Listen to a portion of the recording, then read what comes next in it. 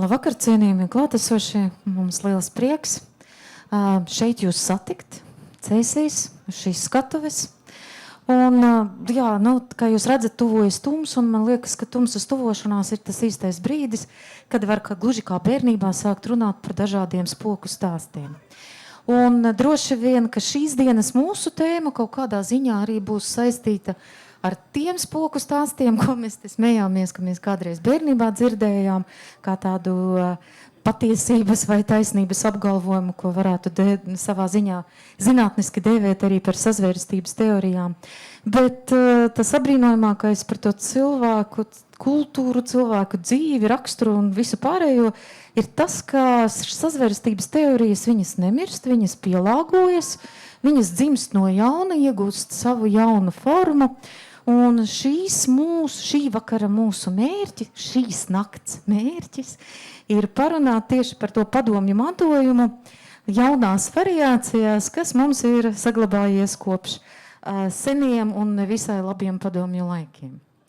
Tātad, mans vārds ir Inese Runce, es esmu Latvijas Universitātes Filozofijas socioloģijas institūta vadošā pētniece, un manas kolēģis Solveiga Krūmiņa-Koņkova, Jūlija Tereščenko un Diāna Popova ir tā viena daļa no mūsu projekta grupas, kas dažu gadu laikā pēta konspirāciju teoriju, dzīvot prasmi, rašanos un arī dažādu ideoloģiju lomu vai spēju šīs konspirācijas teorijas pielāgot savām vajadzībām.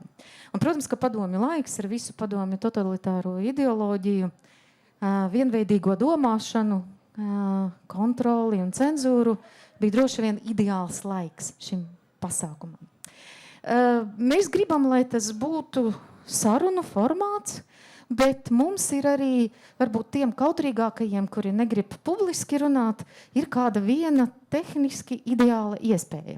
Un tagad došu vārdu Diānai, kur pastāstīs mazliet vairāk.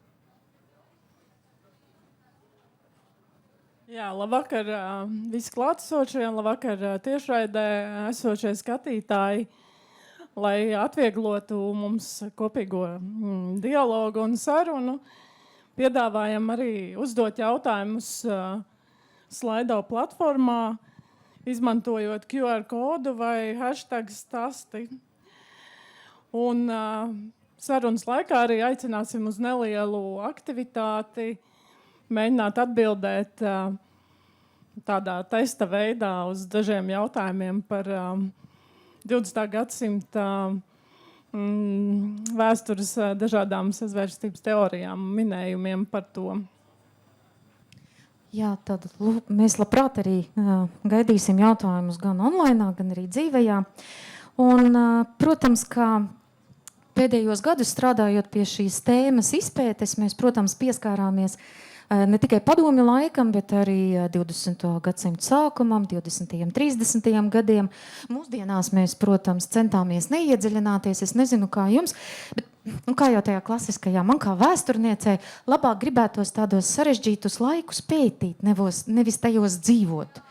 Un ar tādu pārliecību droši vien ir viegli zinātniski, akadēmiski izdzīvot, bet vai tas, ko palīdz vismaz tādā cilvēciskās izdzīvošanas jomā, grūti pateikt. Bet pašā sākumā, iedziļinoties tajā, es došu vārdu katrai no savām kolēģiem, kura mazliet īsumā ieskicējot šo tādu sarunu sākumu, pastāstīs par saviem lielākajiem atradumiem, pārdomām, domu graudiem, kas tad šajos pētījumu mēnešos ir izkristalizējies. Un pašai droši vien tā pirmajai vārds ir projekta vadītājai Solveigai Krūmiņai-Koņkovai. Jā,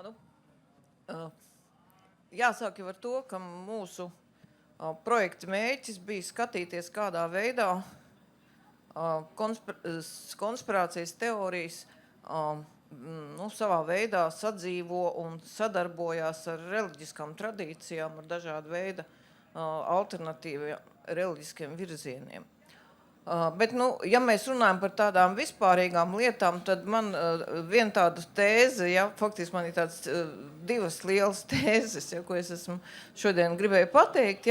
Viena tēze ir tā, ka patiesībā sazvērstības teorijas nav nekas slikts, respektīvi ticības sazvērstības teorijām nav nekas slikts, jo tādos krīzes, haosa situācijās faktiski sazvērstības teorijas darbojās kā savu veidu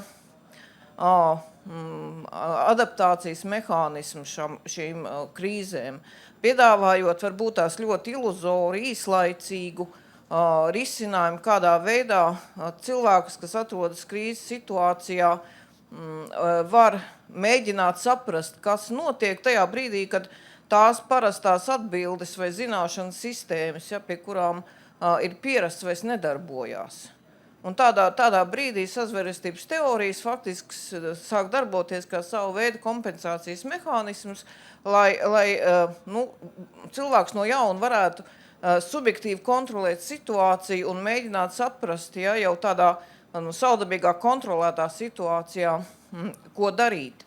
Protams, varbūt ļoti daudzos gadījumos šis risinājums patiešām ir īslaicīgs un no kritiskās domāšanas viedokļa varbūt mēs to arī nepieņemam, bet konkrētiem cilvēkam tas lielā mērā palīdz kaut kādā veidā atrast no jauna to eksistenciālo jēgu, kā viņam pārdzīvot šo hausa situāciju. Un otra lieta, faktiski ticība sazvērstības teorijām ir savu veidu sekulārā ticības sistēma, kur ļoti faktiski darbojās pēc tā paša mehānisma, kādā veidā darbojas reliģijas.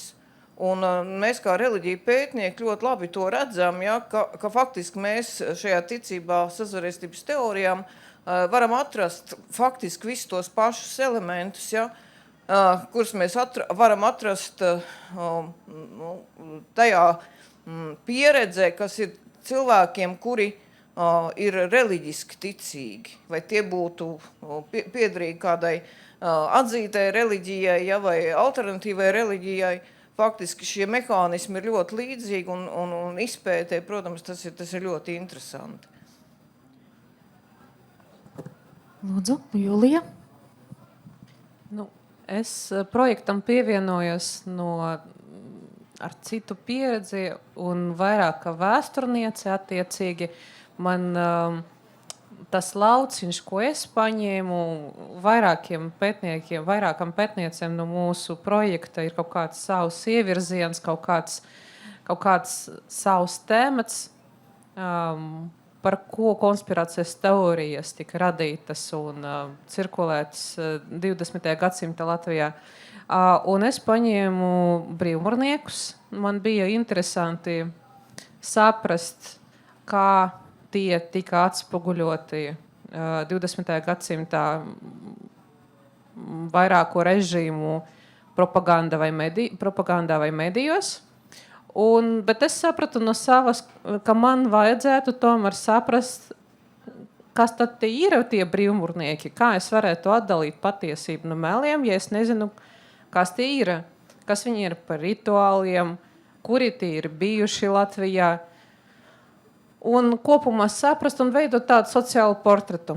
Un tad man jau ir bijis saprotams detalizētāk, kad es saku lasīt padomju presi vai kaut kādas izdevumus, kas bija izdoti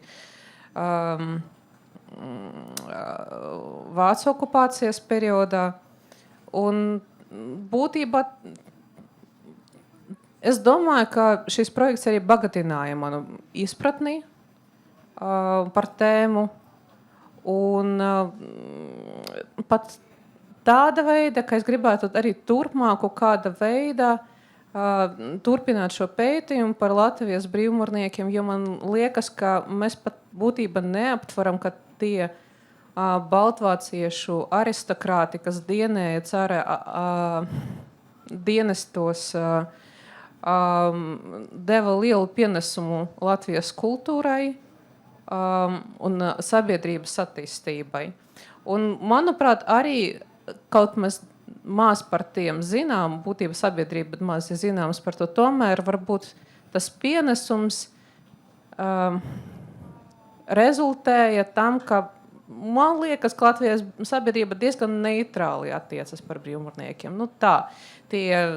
Tas spekulācijas un konspirācijas teorijas nav tik dziļi iesakņojušas, ka, piemēram, ja mēs salīdzinām ar kaut kādām citām Eiropas valstīm vai citām pasaules valstīm. Julija, vai tu gribi teikt, ka mēs esam vairāk imūni pret dažādām sazvērstības teorijām no tavas pieredzes raugoties? Nē, es tā nevaru pateikt, bet man liekas, ka konkrēti, ja mēs runājam par brīvmūrniekiem, tas ir neitrāls.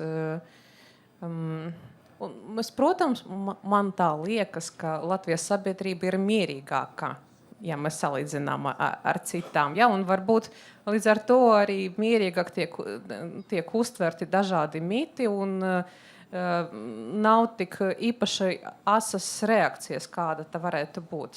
Bet konkrēti par brīvmūrnieku, man liekas, ka piemēram Rīgā, tā sanāca, kaut kā tas nav dziļi saistīts, ka mums Rīgā arhitektūra ļoti bieži parādās brīvmūrnieku simboli. To, ko mēs saucam par masonu zīmēm.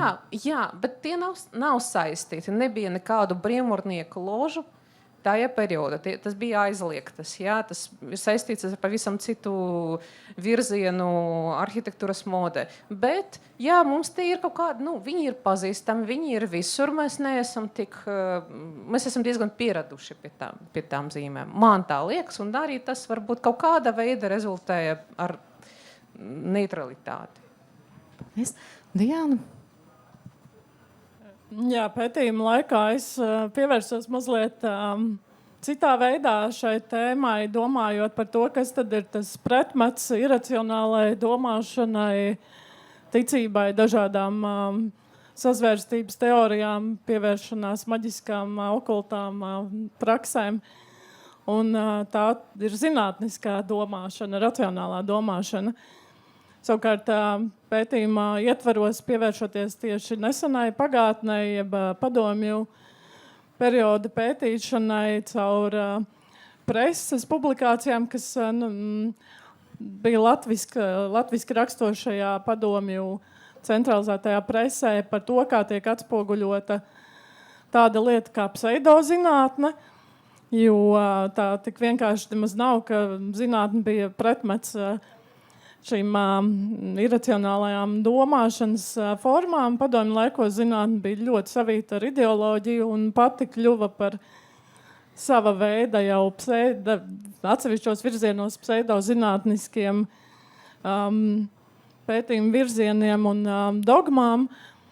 Savukārt ar vārdu pseidozinātne tas varēja ietvert nevien jau laika gaitā novecojušas un leģitimitāti zaudējušas teorijas, kā rasu teorija, egenika un tā tālāk, bet par pseidozinātni sāka saukt praktiski jebko, ko pētīja rietumos. Un padomju zinātņi sākotnēji gribēja sacensties ar rietumu zinātni, tad vienā brīdī vienkārši norobežojās un mēģināja virzīties atsevišķā virzienā, kas bija padomju zinātne, kur zinātne kļuva par visas ikdienas mērauklu, jebkurā jomā lietas tika zinātniskotas un reglamentētas pēc tā veida vai cita veida padomju zinātnieku secinājumiem. Un līdz ar to man bija interesanti pavērot, kā prese rakstīja par to, kas tad ir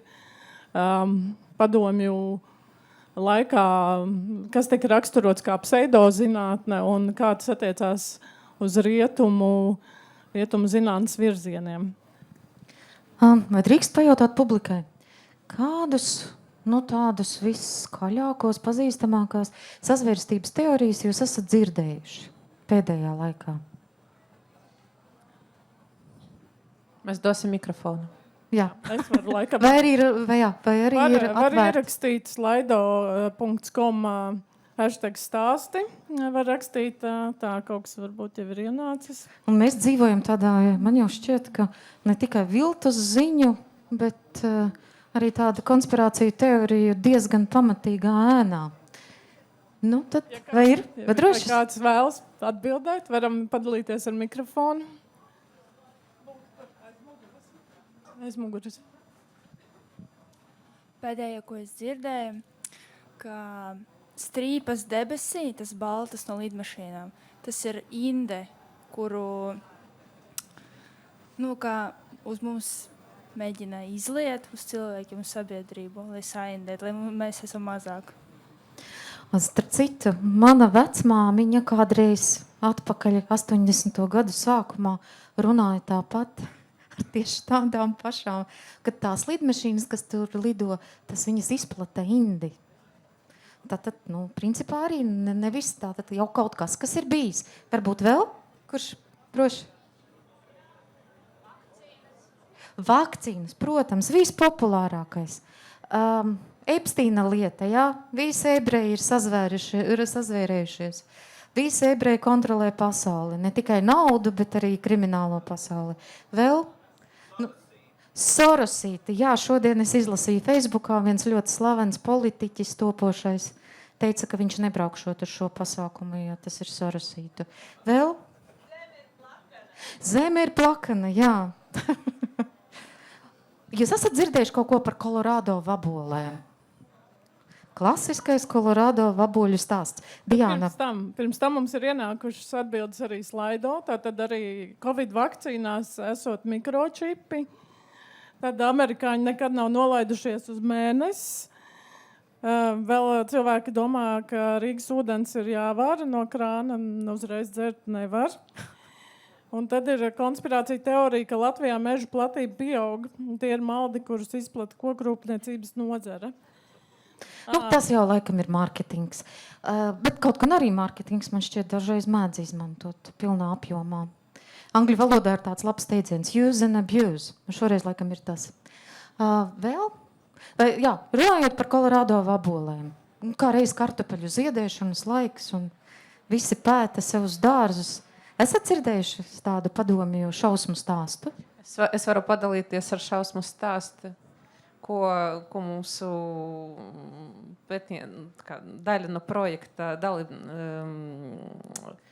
dalībniece izstāstīja, ja, ka Hitlers un Stalins piederēja pie divām dažādām brīvmūrnieku ložām, kuri savā starpā sastriedējušies, un tā bija Otrais pasaules karš. Bet, jā, es visu laiku atgriežos par tam Kolorādo vabolēm. Tad mēs mēģinām uzdot jautājumus šobrīd. Jā, gan pēdējās. Tā, tagad nelielai autorijas aktivizācijai mēs dažus jautājumus jau uzdevām, bet šobrīd ir iespēja piedalīties nelielā aptaujā. Un mēs rādīsim slaido dažus jautājumus kopā ar bildēm, un jums būs iespēja izvēlēties atbilžu variantu, kuram jūs visvairāk piekrītat. Un tad mēs dosim atbildi, kuru mēs uzskatām par pareizo. Tad, lūk, pirmais jautājums. Tā, vai viņu var redzēt? Tā, vai var redzēt? Var, laikam. Es varbūt varu nolasīt. 1935. gadā Padomju Savienībā cenzūra aizliedza pārpublicēt šo fotogrāfiju, kur redzams Josifs Staļins un bulgāru komunists Georgijs Dimitrovs. Kāds tam bija iemesls? Dimitrova matu cirta izskatās pēc svastikas, Dimitrova marta cirta atgādina civēnu asti, un Dmitrijevs bija apsūdzēts par Reichstāga dedzināšanu. Mums ekrānā mazliet ir par šaura, bet telefona ekrānos jums jābūt redzamām visām atbildēm. Šobrīd ir 12 atbildes. Dominē atbilde, ka matu cirta izskatās pēc civēnastes. Otrajā vietā, ka izskatās pēc svastikas. Par Reichstāga dedzināšanu arī ir atbildes. Apmēram 19% balso par to. Vēl tad 10 sekundes dodu laiku.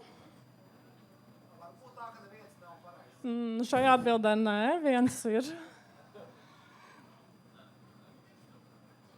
Lūk, labi, tad pareizā atbilde. 35. gadā Glavļita, kas bija galvenā cenzūras iestāde Padomju Savienībā, izsūtīja visām izdevniecībām preses preses redakcijām, ka ir aizliegts pārpublicēt šo fotogrāfiju, kur redzams bulgāru komunists Georgijs Dmitrovs kopā ar Staļinu, jo viņa matu cirta var izskatīties pēc uzīmētas svastikas. Tas notika vispārējās paranojas laikā par potenciāliem fašistu spiegiem Padomju Savienībā, un arī ārpus viņas, kas apdraud Padomju Savienību, un jebkurā brīdī, jebkurš var būt šo pretstāvošo ideoloģiju sabotieris vai spiegs, un praktiski jebkurā sadzīves situācijā ieraugot svastiku, tas nozīmē, ka ienaidnieks sūta slepenas ziņas padomju mierīgajiem iedzīvotājiem. Vai spiegiem? Un saviem sabiedrotajiem spiegiem ir kādi kodi, un šādas svastikas cilvēki sāka pamanīt dažādās vietās. Piemēram, kādā skolā skolnieces mēteļa audumā klases biedrene saskatīja svastikas rakstu. Tas tika izplatīts tālāk skolas vadībai un tālāk jau uz augstākas stāvošām instancēm, līdz nāca kontroles un pārbaudes, mēģinot tad ieraudzīt to svastiku. Iespējams, ka viņi tur nemaz nebija saskatāma, bet tikai izdomāta. Un tā arī, piemēram, sviesta kulšanas iekārtai lāpstiņas, kāds vācu izcelsmes inženieris bija uzprojektējis, ka viņas nejauši iespējams atgādināja svastiku, un līdz ar to šo iekārtu no ražošanas momentā vajadzēja izņemt. Šādas izplatījās teorijas, vai ko gribēju piebilst? Nē, es tikai gribēju teikt, ka tas bija vēl pirms Padomju Savienība ar nacistisko Vāciju kļuva lielākie draugi un sadalīja Eiropu. Jā, tad mēs varam iet pie otrā jautājuma. Kas attēlos šajā 1950. gada padomju karikatūrā ir redzams? Tās nelaimīgās Kolorādo vaboles beidzot. Tad atbildes varētu būt vai nu kā ASV no lidmašīnām, kā vaboles, kā bioloģisko ieroci Austruma Eiropā. Karikatūra, kas apzīmē, ka aicinājumu nepirkt amerikāņu pesticīdus kartupeļu labgraužu apkarošanai. Vai karikatūra, kas attēlo nesekmīgo ASV desanta mēģinājumu atbrīvot PSRS okupētās teritorijas. Mēģinam minēt vai zināt, varbūt jau atbildes. Tas ir pārliecinošs rādījums, ja? Tātad ASV no lidmašīnām kaisa Kolorādo vaboles kā bioloģisko ieroci Austrumeiropā. Ja? Tātad nabaga Kolorādo vaboles tika definēts kā tāds ierocis pret padomju tautu. Jā, praktiski arī tika vērotas, ka šīs vaboles sāk izplatīties Austrumvācijā un sākās vispārēja panika, un arī Padomju Savienība iesniedz oficiālu notu ASV par šo gadījumu, ka esot kaisītas vaboles no lidmašīnām. Tāpat sākā izplatīties paziņojumi, ka viņas tiek pa jūru no kuģiem sūtīts, jo bieži vien vaboles ar vēja plūsmām tiek iepūsts jūrā, kā mēs arī Latvijā esam redzējuši. Bet vaboles Eiropā jau ir ja nemaldos, 19. gadsimta beigām, un sevišķi daudz izplatījās Pirmā pasaules kara laikā, un faktiski arī vaboles, viņas tiek izskatīts kā bioloģiskais ierocis. Arī Pirmā pasaules karā Vācija pati viņas mēģināja izskatīt kā variantu karā pret Franciju. Tā kā vaboles visdrīzāk jau Vācijā bija pirms tam. Bet, ja jūs tagad savos dārzos redzat Kolorādo vaboles, tad zināt, ka tas ir tēvocis Sems, kā kādreiz padomju laikos teica. Jā, tad dodamies vēl tālāk uz nākamo jautājumu. Šeit savukārt mazliet citā virzienā, lai pateiktu, ka ne tikai Padomju Savienībā izplatījās sazvērstības teorijas pret rietumiem, bet praktiski viens tāda pati nostāja pret šo režīmu potenciālām sazvērstībām valdīja ASV. 50. gados augstākā laikā ASV tika izplatīts paziņojums, ka dzeramā ūdens fluoridācijas programma, kas tika uzsākta sabiedrības zobu veselības uzlabošanai, ir vai nu komunistu slepenais plāns amerikāņu vājināšanai, indēšanai un prāta kontrolei, vai arī tas patiesībā veicina zobu sadrupšanu un izkrišanu, vai arī ir Ķīnas fluora ražotāju lobijas peļņas gūšanai. Vēl dažas sekundes, dodam laiku padomāt.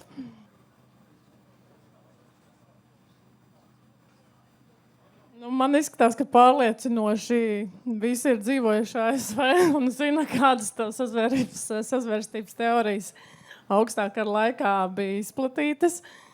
Un tik tiešām vēl pirms tika ieviestas šīs fluorizācijas programmas, jau idejas par to, ka tās vispār tiek ieviestas, tika piedāvētas slepenam komunistu plānam ietekmēt amerikāņus, darot viņus vājākus un lai viņu prāti pakļaujas komunistiskām idejām. Tas ir kaut kas ļoti līdzīgs tā idejai par vakcīnām, vai ne?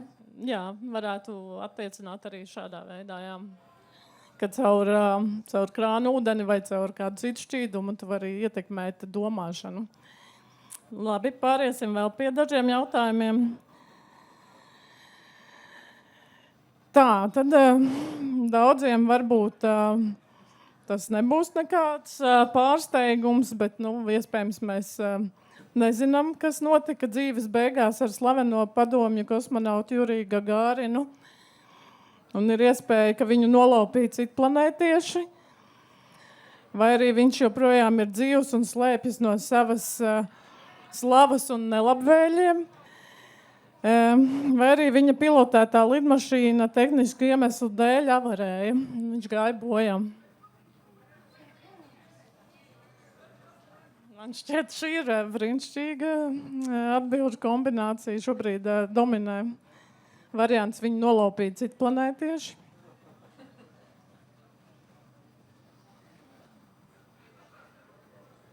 Izskatās, ka pie tā mēs šodien arī paliksim.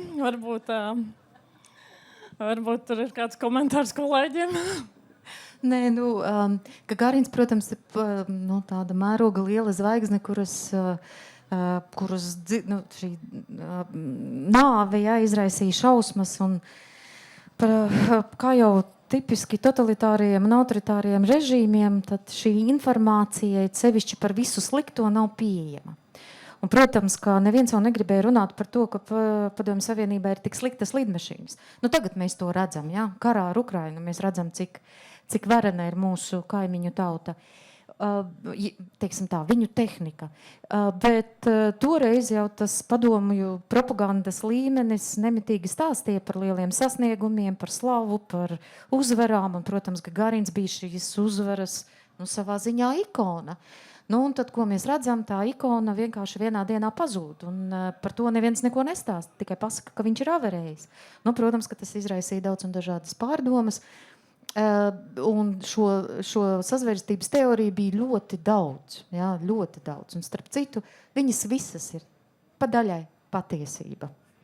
Un kopumā var arī apvienot tos visus, ja kā Elvis Preislis izdzīvoja, Marilyn Monroe izdzīvoja. Hitlers nesen nomira Dienvidamerikā, nodzīvoja 120 gadu. Jā, visi izdzīvoja, viņi tikai pārceļojušies kaut kur. Bet vēl tāda ikoniska padomju savienības bilde ir, kur lido kosmonauts virs zemes un atbilde ir tā kā bogaņiet, tā kā viņš ir fiziski izlidojis kosmosā un secinājis arī kaut kādas novērojumus it kā no zinātniskās perspektīvas, ka tur viņš nestika Dievu. Jā. Par to droši vien, ka mēs uzzināsim arī tad, kad satiksim Dievu, bet tagad droši, bet kas varbūt, ja jūs pirms kādiem gadiem, 10, 15, varbūt sekojāt līdzi kaut kādām atsevišķām televīzijas kanāliem un tādiem diezgan skandaloziem, bet tādiem ir tādu šaubīgu to ziņu, tad arī stāsts par Gagarinu un par to, ka viņš īstenībā ir dzīvs, diezgan plaši tika vēl aizvien pielietots. Un vēl mums ir daži par tieši reliģiju. Tas ir mūsu mīļākais temats.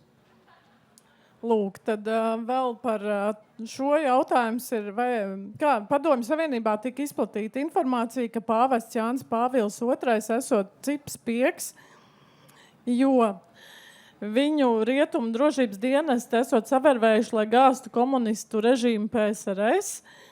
Viņam ASV valdība maksājot naudu, lai apturētu komunisma ideju izplatīšanos pasaulē, kā arī vai viņa ievēlēšana pāvesta amatā nodrošināja rietumus pēcdienesti.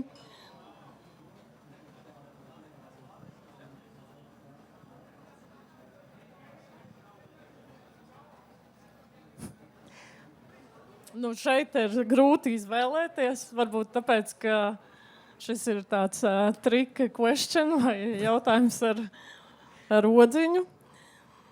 Un man šķiet, ka mūsu auditori ļoti brīnišķīgi to ir uztvēruši. Jā, ļoti zinoša auditorija, un par to mēs priecājamies.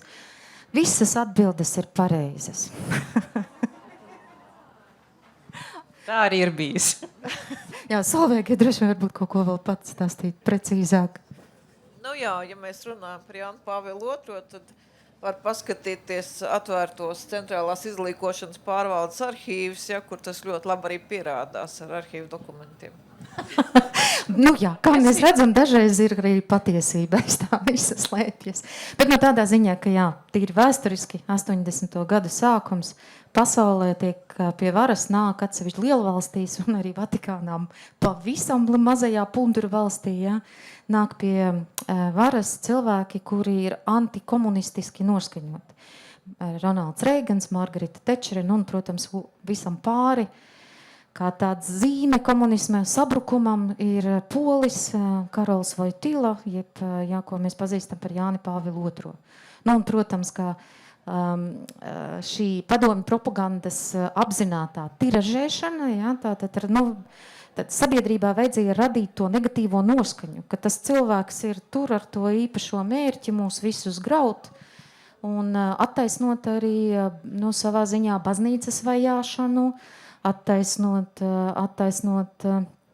visu to, kas ir noticis Polijā, jā, tad pasludināt, ka tur polis un katoļu baznīca ir radījusi visus šos nemierus, jā, draudzīgajā Polijas valstī, demokrātiskajā Polijas valstī. Nu, bet, protams, kā Jānis Pāvils II, ka cilvēks, kurš dzīvoja šajā laikā, kurš zināja ļoti labi, kas ir komunisma režīms, un atšķirībā no daudziem citiem pāvestiem uzdrošinājās godīgi un publiski arī pateikt visu, ko viņš domāja. Ja? Tad, savā ziņā, jā, mēs varam teikt, viņš bija ienaidnieks, šī režīma ienaidnieks, tāpēc, ka viņš nāca. Viņš zināja, ko nozīmē represijas, ko nozīmē vajāšanas, ko nozīmē nāve. Un tas viss, protams, šo cilvēku radīja par ļoti labu tādu tēlu visam ļaunajam, kas nāk no rietumiem, no reliģijas un no baznīcas. Paldies par komentāru. Tad, visbeidzot, pēdējais jautājums, lai mēs nejustos gluži kā skolā, kur ļoti daudz jāpild testi. Tātad par jezuītu ordeni. Uzskats, jezuītu ordeņa darbība vienmēr ir bijusi uzmanības centrā un baiļu fonā gan Krievijas impērijā, gan PSRS. Padomju režīms uzskatīja, ka jezuīti svin kopā ar jūdiem sabatu. Jezuīti nogalināja ASV prezidentu Džonu Fitzgeraldu Kenediju. Vai jezuītiem piedara slepeni medicīniski ieroči, ar ko ietekmēt tautu? Nu, te varētu būt mazliet grūtāk atbildēt, varbūt. Un dodam vēl laiku 10 sekundes.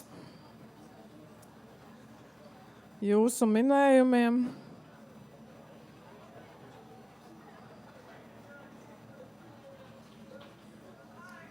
Tā.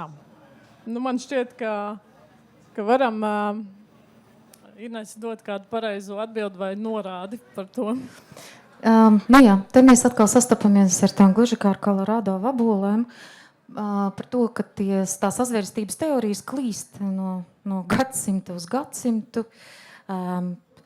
Ceļo pāri okeānām, jūrām, kaut kā tiek piemērotas konkrētajai situācijai un vajadzībām. Īstenībā teorija par to, ka jezuīti nogalināja ASV prezidentu Johnu Fitzgeraldu Kennedy, jezuīta ordenis, tas ir katoļu baznīcas ordenis, un absurdākais stāsts ir tas, ka Johns Fitzgeralds Kennedijs bija pirmais katoļu prezidents Amerikā, jā, tātad, katoļi izrēķinājās viens ar otru. Starp citu, šī teorija tika paņemta no amerikāņiem, un visai bieži arī padomju tādās pussazvēristiskās definīcijās, ne tikai izmantoti veci Dostojevska laika uzskati par to, ko nozīmēja būt jezuītam, jā, arī tāds teiciens par jezuītisko domāšanu. Bet šis bija amerikāņu, jā, tāds radīts stāsts, ko pārņēma padomju ideoloģija. Jezuīti svin kopā ar jūdiem sabatu, padomju režīmā tas nebija, jā, tas nebija populārs, jo tas bija tā savā ziņā ir no dažādām neoprotestantiskajām un protestantiskajām kustībām, ko mēs redzam 18. un 19. gadsimtā, jā, dažādos tādos virzienos parādās tas uzskats. Ja atceraties Hermani Samsonu no Vella kalpiem, jā, tad Hermanim Samsonam, ja es nemaldos, bija sarakstītas veselas 3 grāmatas, kas bija pret anti-jezuītika, jā, tā arī viņus sauc. Bet padomju laikā šī teorija nefunkcionēja tik daudz. Savukārt to, ka jezuītiem pieder slepeni medicīniski ieroči, ar ko ietekmēt tautu, psihiski ieroči, jā, tad tas arī bija diezgan populārs stāsts. Vai mums ir kaut kādas vēl varbūt jautājumi, pārdomas, kas pēc šī slaidā ir?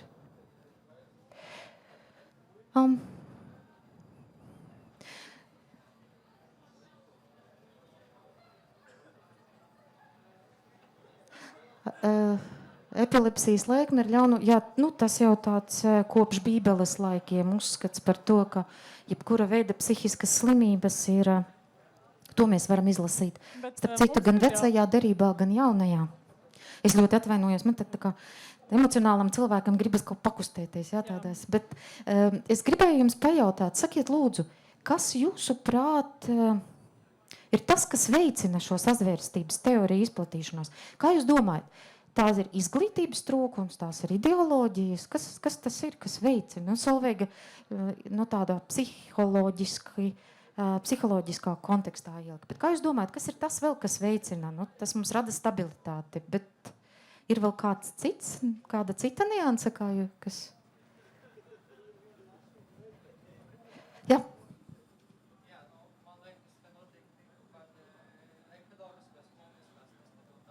Tātad kaut kādi satricinājumi, ekonomiskie satricinājumi, sociālie, politiskie, jā?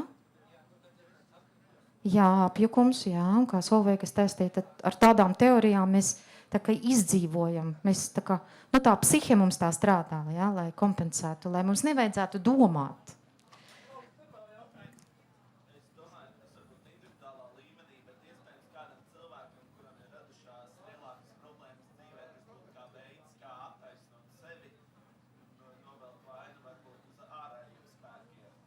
Jā, ļoti precīzi definējums. Jā, paldies. Vēl?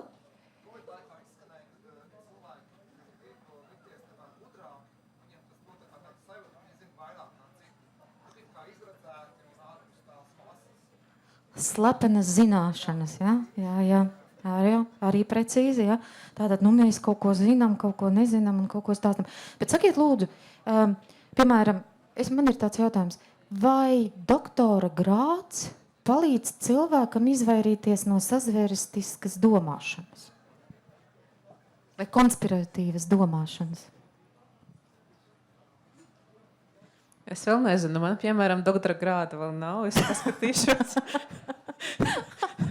Tikmēr būs, pārbaudīšu. Ja mēs paskatāmies, kas notiek sociālos tīklos un masu medijos, tad arī akadēmiķa status nav šķērslis, lai izvairītos. Jā. Mēs dažreiz vainojam, sakam, ka cilvēku nezināšana vai izglītības trūkums. Senie cilvēki domāja, ka tā pasaulē ir plakana, mūsdienās visi tik gudri. Diana, un kā tas tu?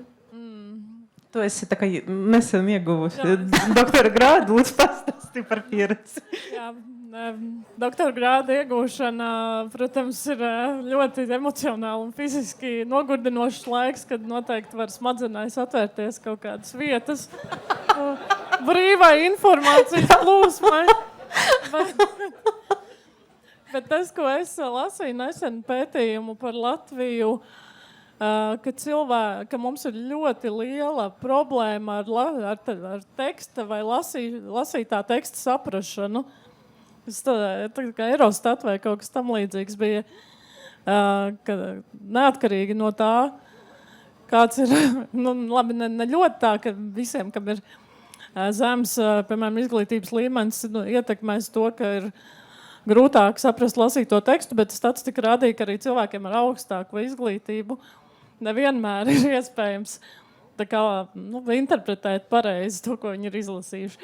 Tur dažādi iemesli, iespējams arī skaidrojums varētu būt valodas barjera vai kaut kādi citi priekšstati, bet par to mēs jau arī nevaram zināt, vai ne? Mēs varam pieļaut, ka mūsu priekšstati ir pareizāki nekā citu cilvēku priekšstati, bet kā jebkurai teorijai, ja viņai ir pietiekami daudz pierādījumu, objektīvi viņai piedien tas patiesības status. Protams, mēs nevaram atbildēt par visām jomām, mācoties, studējot vienu specifisku tematu.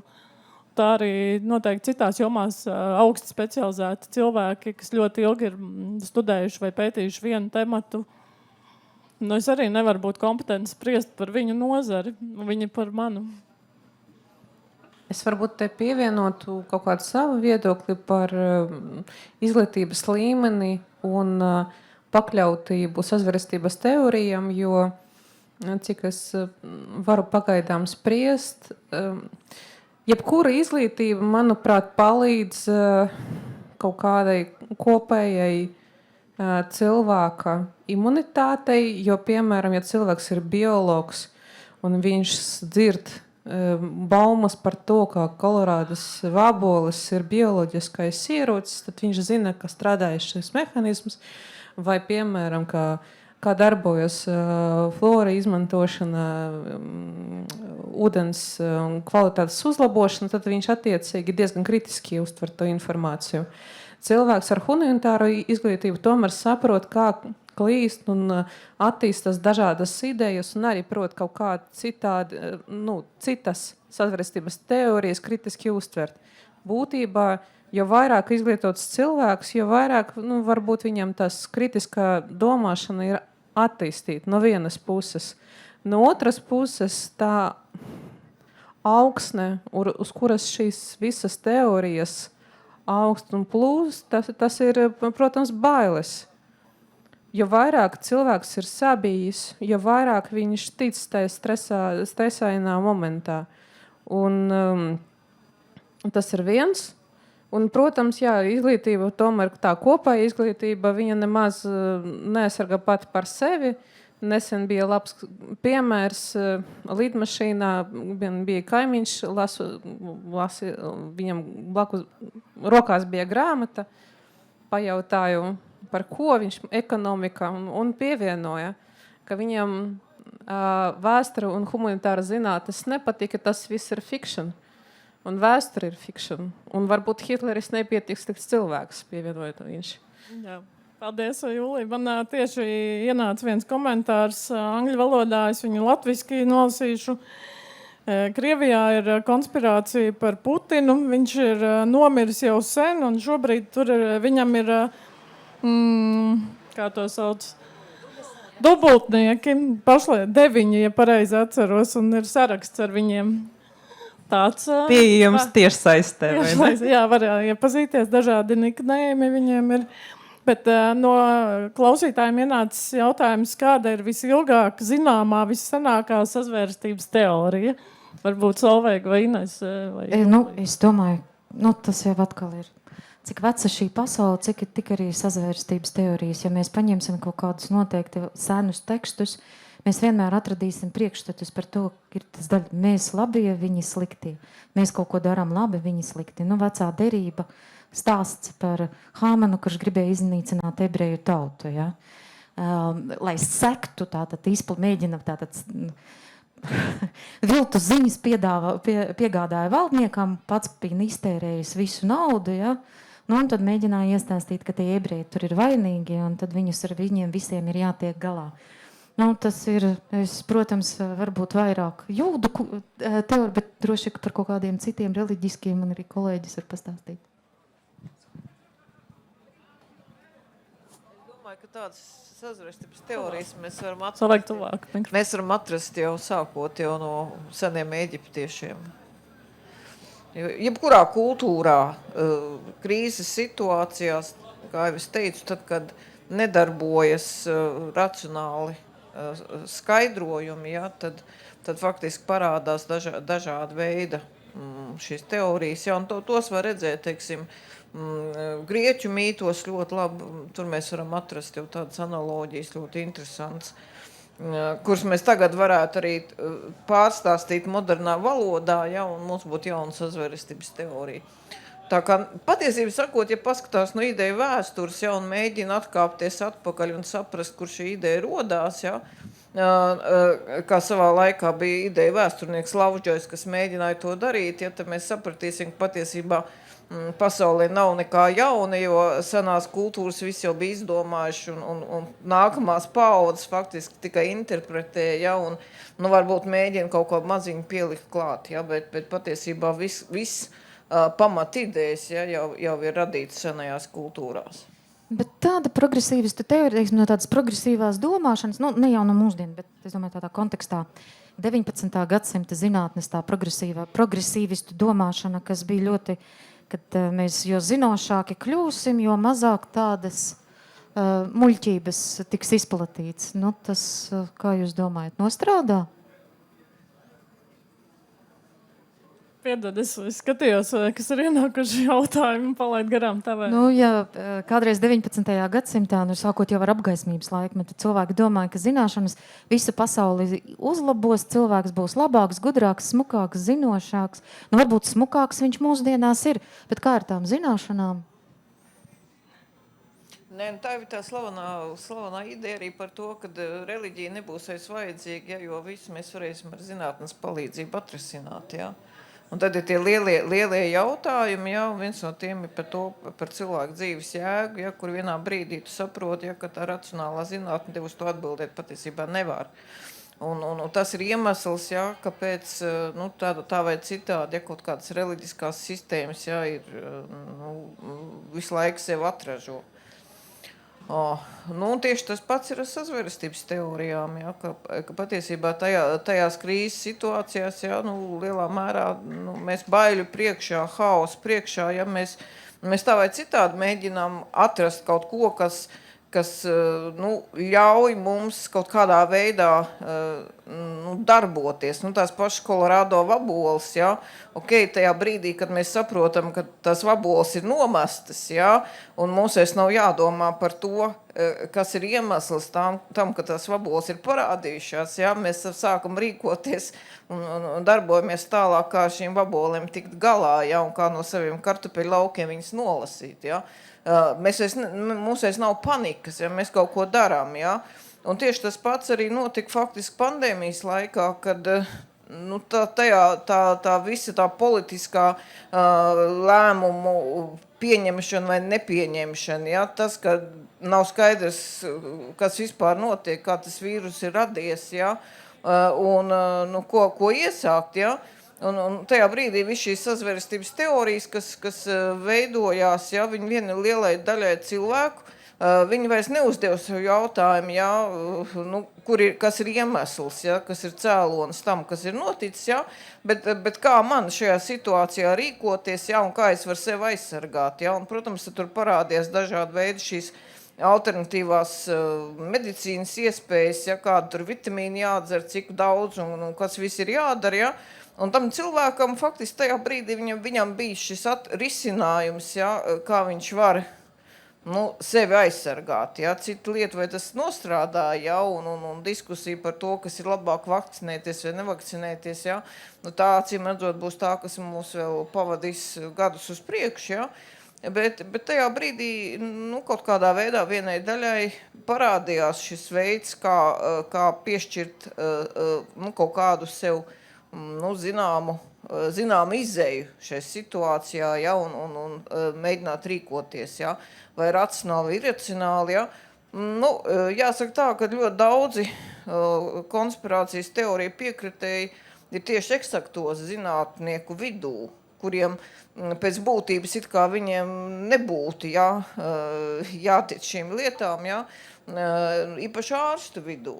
Ārsti, kas faktiski dienā saskarās ar eksistenciāliem jautājumiem, ja, viņam ļoti patīk dažādi veidi sazvērestības teorijas, ja, jo tas ļauj paskatīties uz pasauli savādāk, ja, un no vienas puses saprast, ka pasauli lielā mērā kontrolē citi, un atliek pieņemt šo citu kontroli, jā, bet ir daudzās situācijās.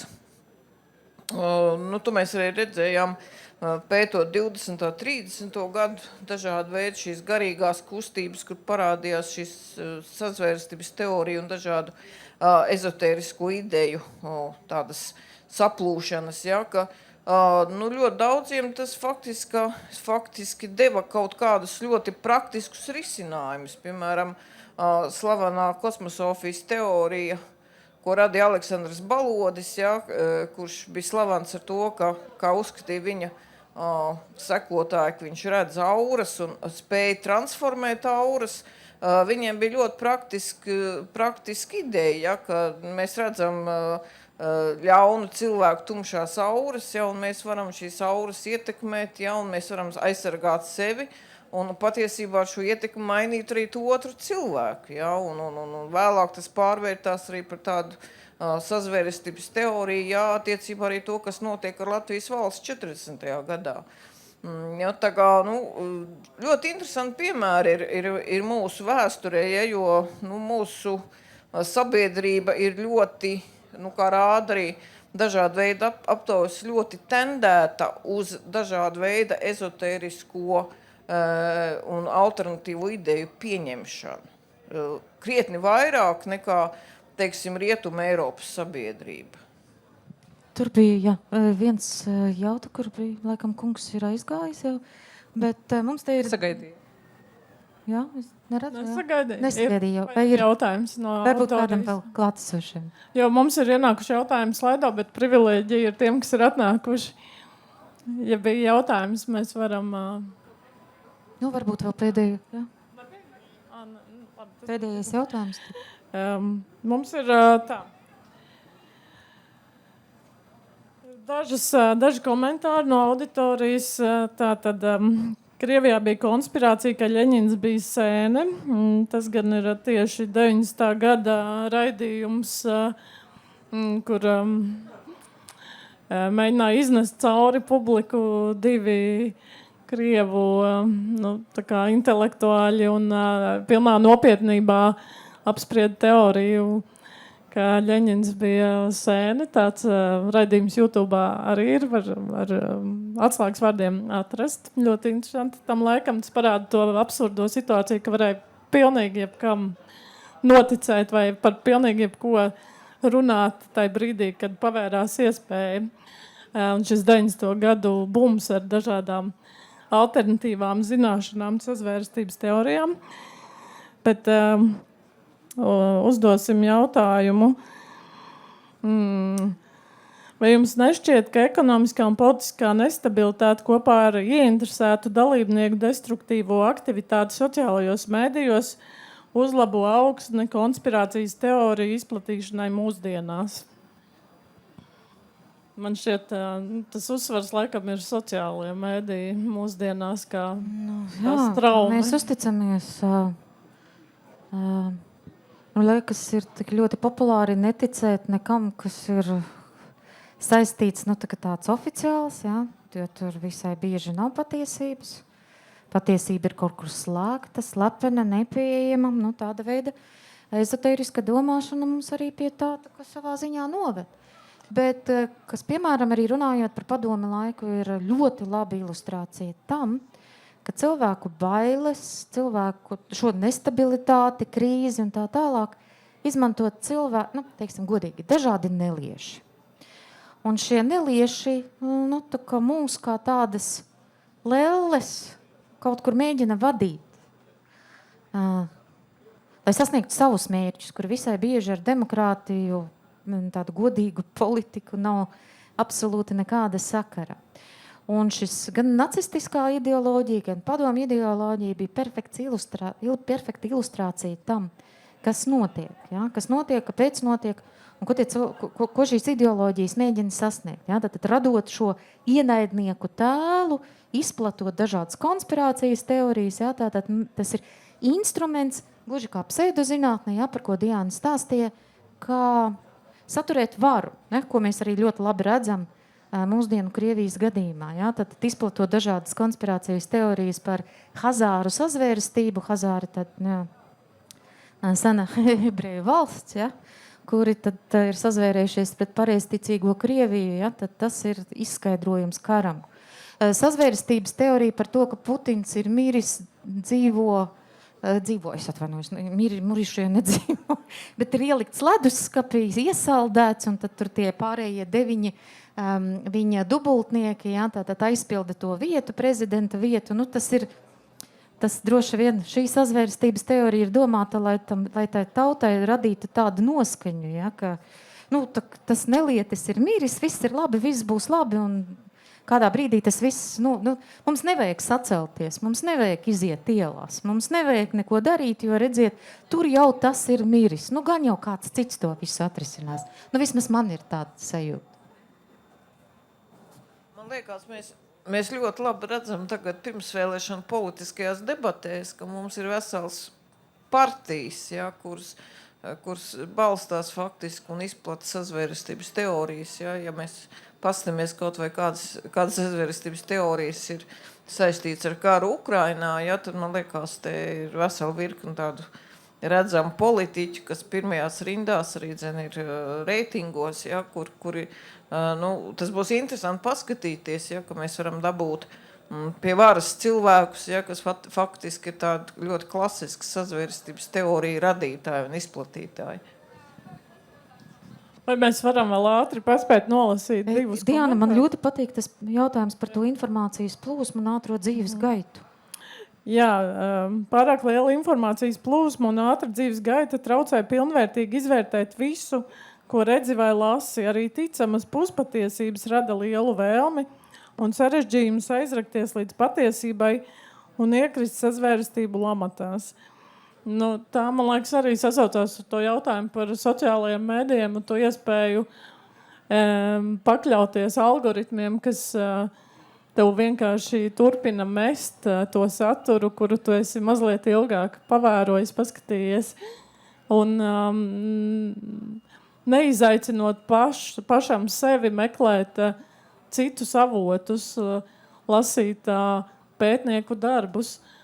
Tu vari pazust tajā. Bet tu vari arī vienkārši, mēģinot atrast patiesību, aiziet tajos pašos algoritmos, kas tevi aizved vācu, spāņu, franču un mūsdienu tehnoloģiju laikmetā. Nav jāzina valodas, lai uzzinātu, kādas sazvērstības teorijas ir Francijā, Vācijā, Meksikā. Un tas vēl jo vairāk, šis tehnoloģijas ir kā instruments, kas vēl jo vairāk savā ziņā katalizē.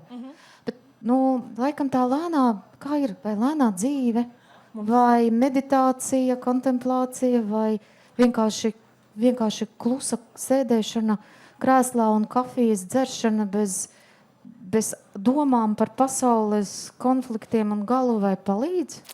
Ja viens no mums var atbildēt, tas būtu ļoti labi, jo mums ir palikusi 1 minūte līdz sarunas noslēgumam.